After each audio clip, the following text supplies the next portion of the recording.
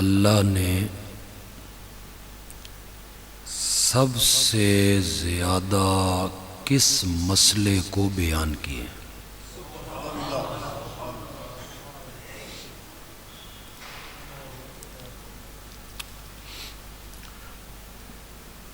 جب بھی کوئی مصنف کتاب لکھتا ہے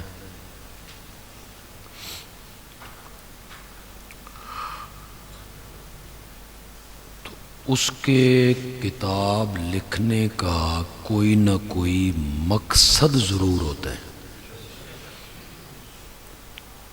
جسے آپ موضوع کہہ لیں، عنوان کہہ لیں۔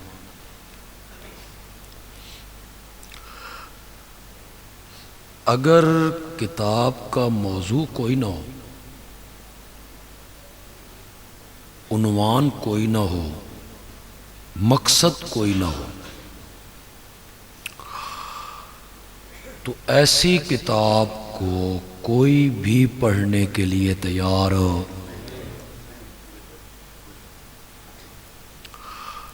ہر بندہ کہتا ہے کہ یہ کہنا کیا چاہتا ہے، منوانا کیا چاہتا ہے، سمجھانا کیا چاہتا ہے۔ اگر یہ بات صحیح ہے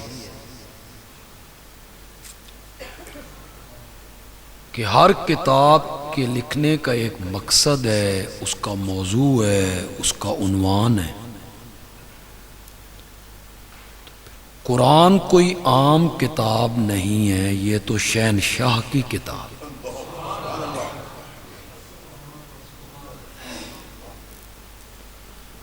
کتاب احکمت آیاتہ ثم فصلت من لدن حکیم خبیر۔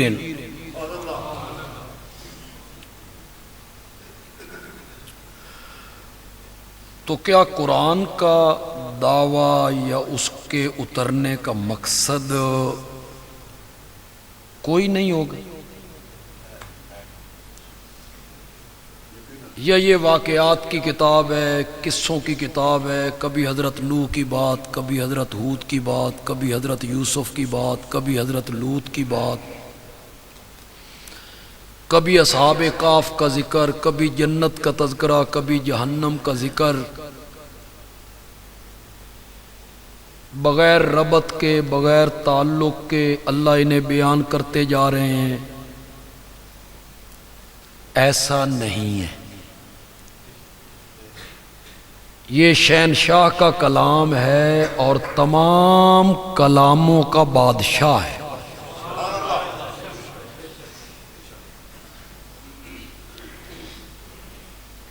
تو وہ جو کچھ بیان کرتا ہے اللہ، تو اس کا اس مقصد کے ساتھ اور دعوے کے ساتھ تعلق ہوتا ہے۔ آپ یقین کریں، ہم نے قرآن کی تفسیر اساتذہ کے سامنے بیٹھ کر سبقاً پڑھی، پھر پڑھائی بھی۔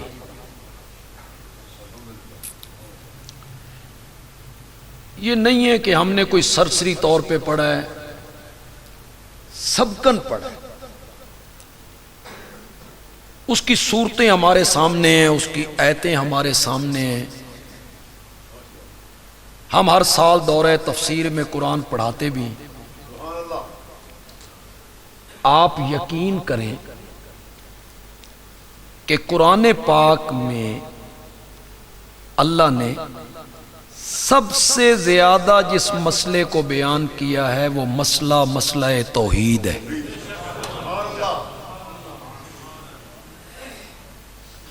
سب سے زیادہ۔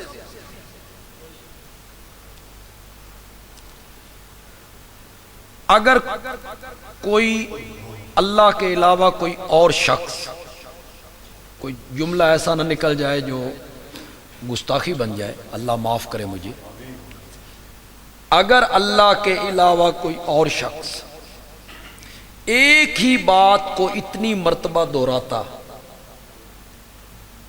جتنی مرتبہ اللہ نے قرآن میں توحید کو دہرایا ہے،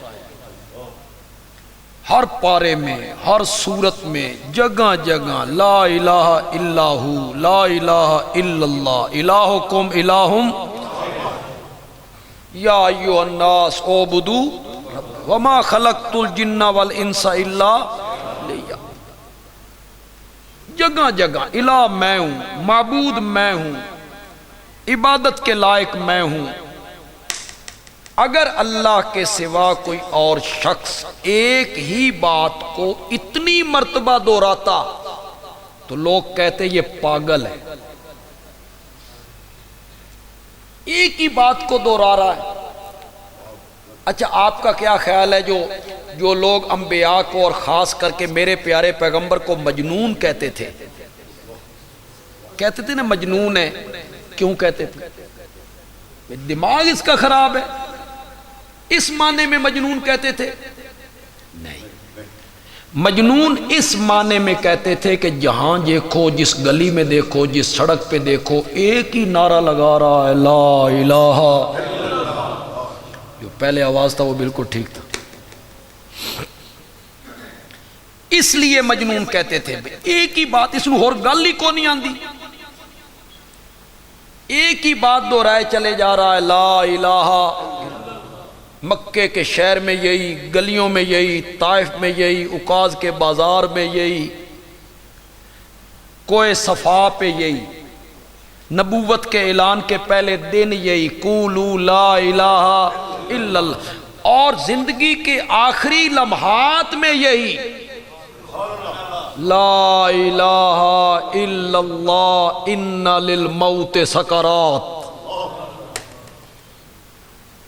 غشی طاری ہو رہی ہے، 13 دن سے بیمار ہیں، اٹھ نہیں سکتے ہیں، مسجد میں نہیں آ رہے ہیں، دقات ہے، کمزوری ہے، ضعف ہے، مگر زبان پہ وہی کلمہ ہے جو پہلے دن کوئے صفا پہ تھا، لا الہ الا اللہ ان للموت۔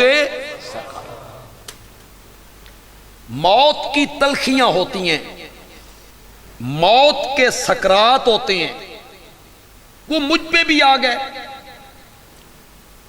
کئی دنوں سے وہ سکرات طاری ہیں، ٹھنڈے پانی میں ہاتھ بھگو کے آپ اپنے سینے پہ ملتے ہیں، یہ سب حدیث میں آئے ہیں۔ کبھی پاؤں پھیلا دیتے ہیں، کبھی پاؤں سکیڑ لیتے ہیں، کبھی چادر اپنے اوپر کر لیتے ہیں، کبھی چادر اپنے اوپر سے ہٹا۔ حضرت عائشہ رضی اللہ تعالی عنہا ام المومنین کہتی ہیں، میں جب سنا کرتی تھی نا کہ فلاں بندہ کی روح بڑی آسانی سے نکلی ہے، سوتے سوتے مر گیا، چلتے چلتے مر گیا، بیٹھے بیٹھے مر گیا، تو میں کہتی تھی بڑا خوش قسمت آدمی ہے بھائی، موت دی تکلیف نہیں ہوئی اور چلا گیا۔ لیکن جب میں نے نبی پاک صلی اللہ علیہ وسلم کی حالت دیکھی نا تو میں نے کہا اگر آسانی سے روح کا نکلنا یہ کوئی اچھی بات ہوتی تو سب سے زیادہ آسانی تو نبی پاک کے ساتھ صلی اللہ۔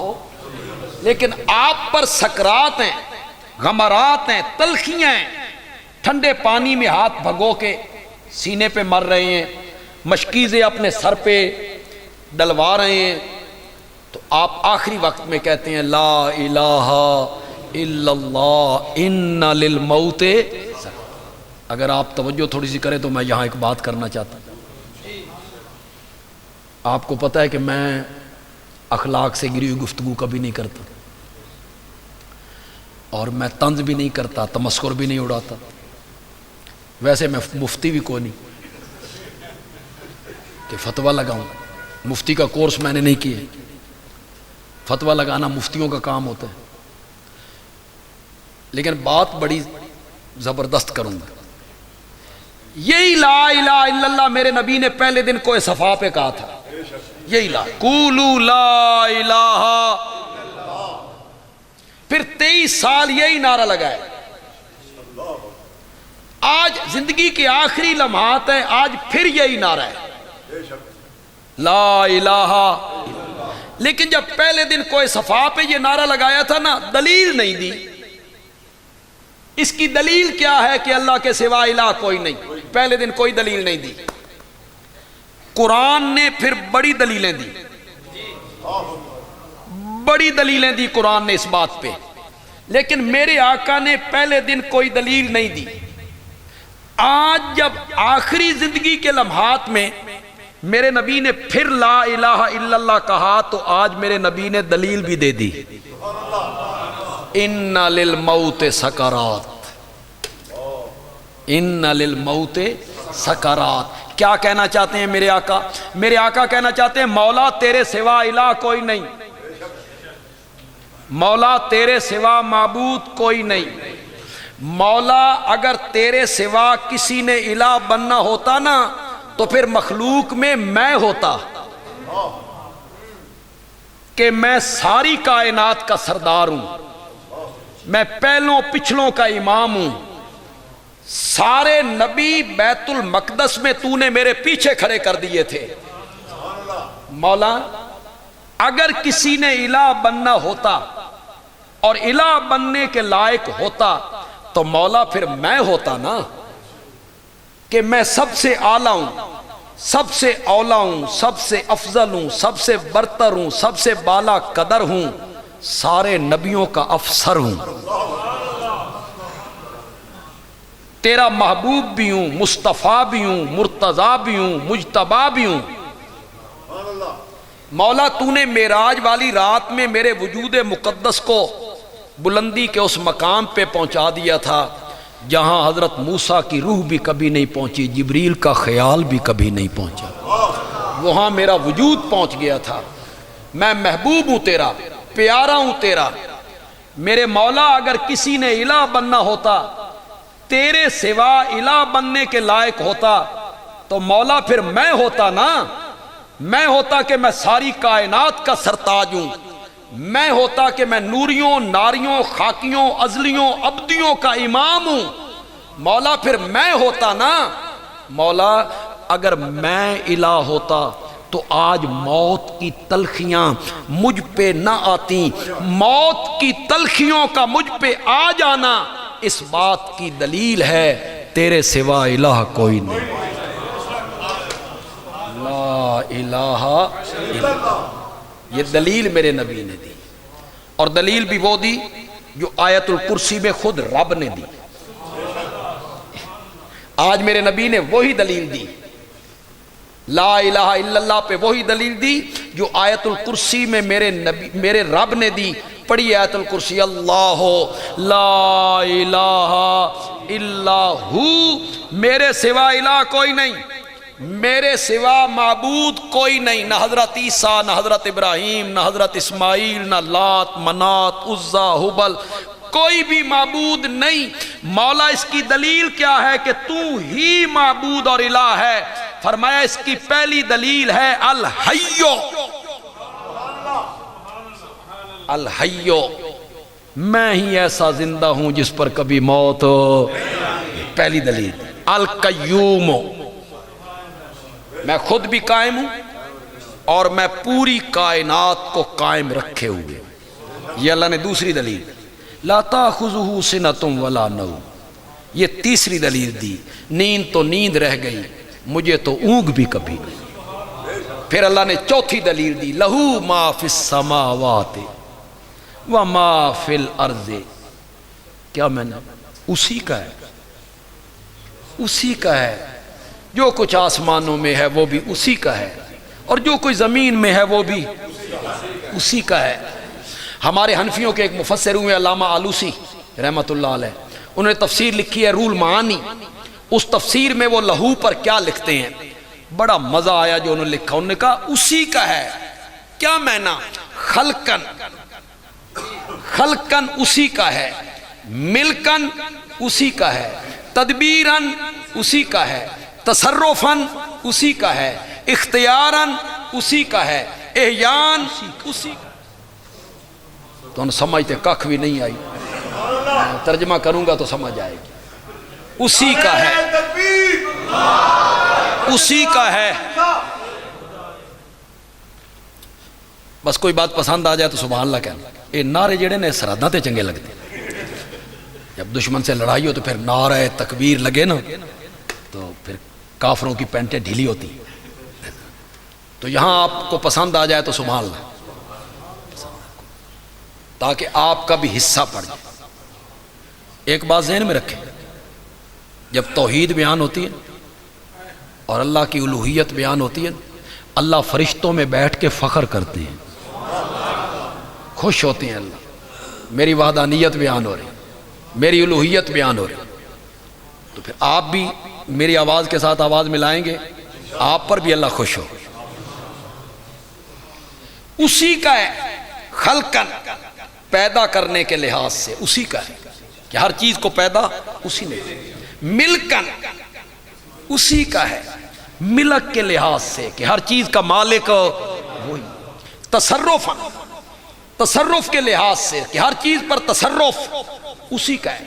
تدبیرن، تدبیر کے لحاظ سے کہ ہر چیز کی تدبیر وہی کر رہا ہے۔ احیان، زندہ کرنے کے لحاظ سے کہ ہر چیز کو زندگی اسی نے دی ہے۔ اماتتن، موت کے لحاظ سے کہ ہر ایک کو موت دے گا تو یہ اللہ نے اپنی الوہیت پر دلیلیں دی ہیں۔ یہ قرآن ہے جناب، یہ بڑی زبردست کتاب،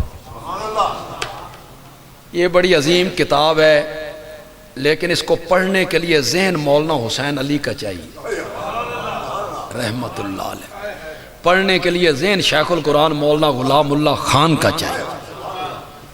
میں کیسے اب آپ کو بیان کروں؟ اسی کا ہے، پیدائش کے لحاظ سے اسی کا ہے، ملک کے لحاظ سے اسی کا ہے، اسی کا ہے، سب کچھ اسی کا ہے۔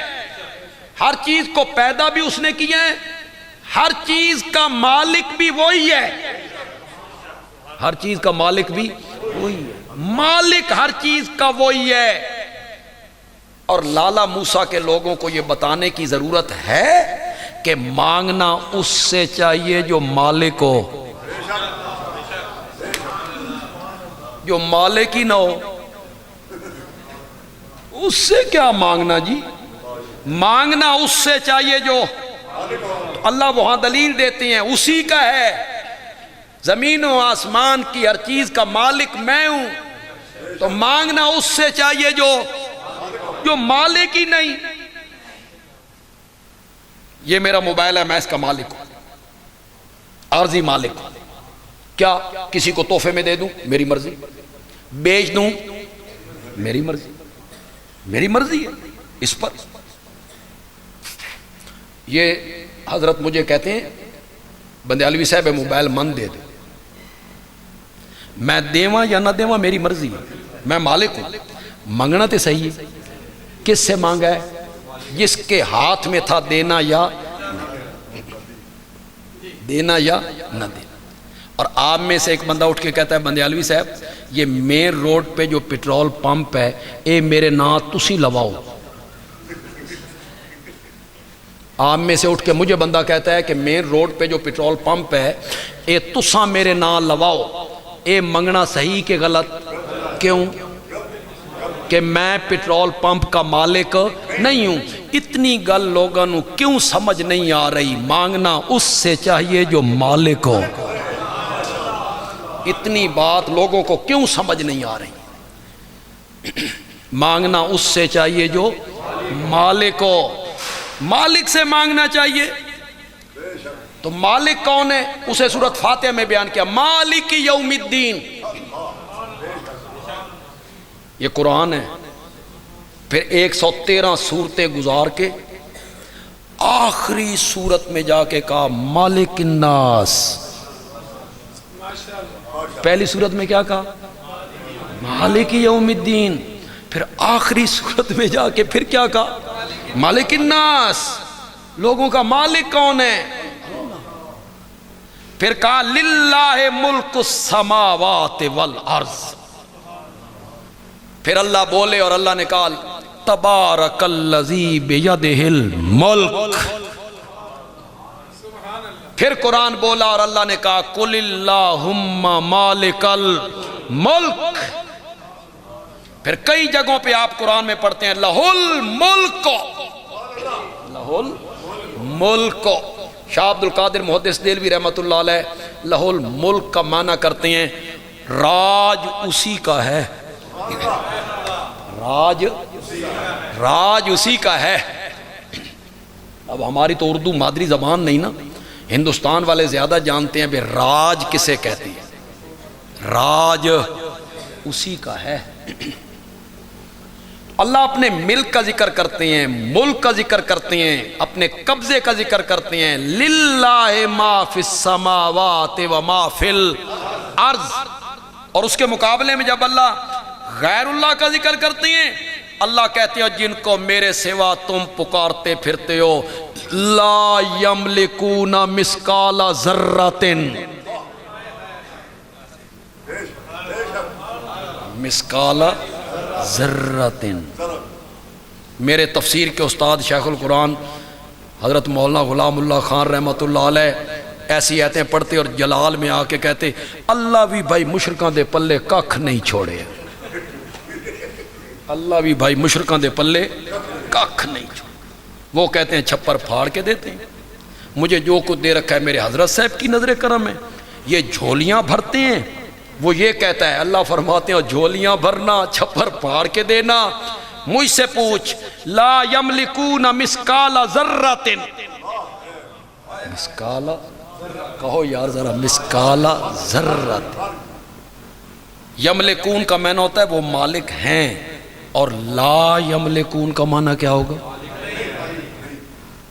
اے لا بڑی ڈاڈی ہے یار، خدا دی قسم ککھ نہیں چھوڑ، لا یملکون مثقال ذرۃ، مثقال ذرۃ، لفظ بھی کیسا بولا ہے یار، مثقال ذرۃ، اللہ دی قسم ہے اگر ذرہ ہوندا نا عربی دا لفظ، عربی دا تے سمجھانا پہ جاندہ کسی پٹھان نو، ساڑی مت ماری جانی۔ ہم ایک ذرہ اٹھاتے زمین سے چھوٹا سا، ہم کہتے خان صاحب اسے ذرہ کہتے ہیں، تو وہ کہتا کھوچے ہمیں تو کچھ سمجھ نہیں ہے، ذرہ ہوندا عربی دا لفظ،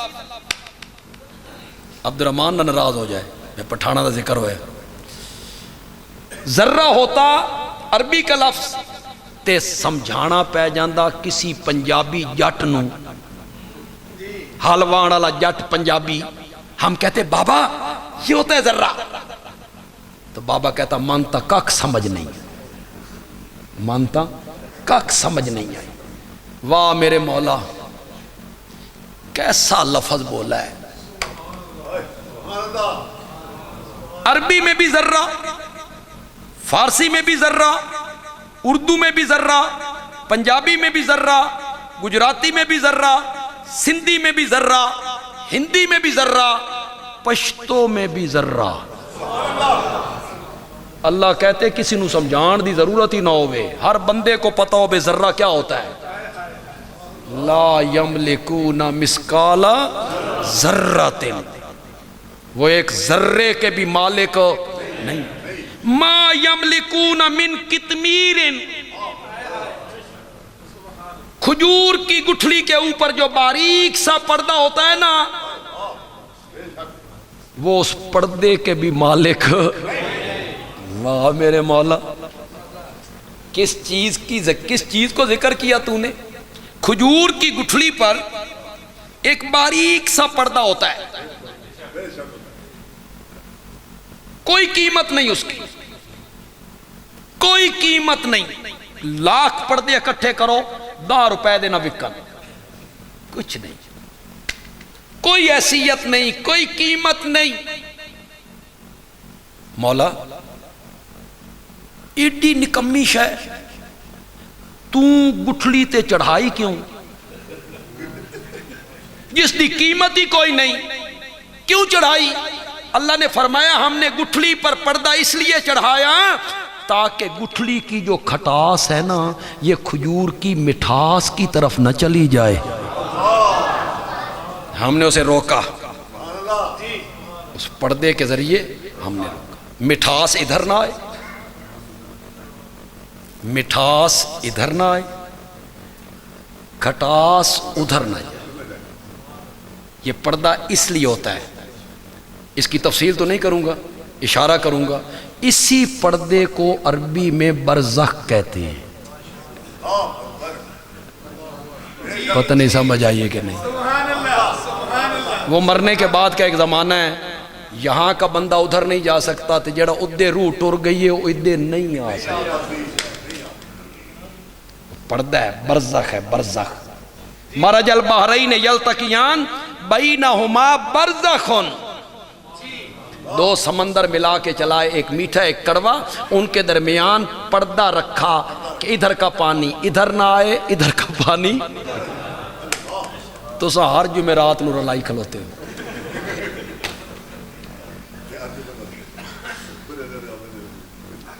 اللہ نے کیا بیان کیا؟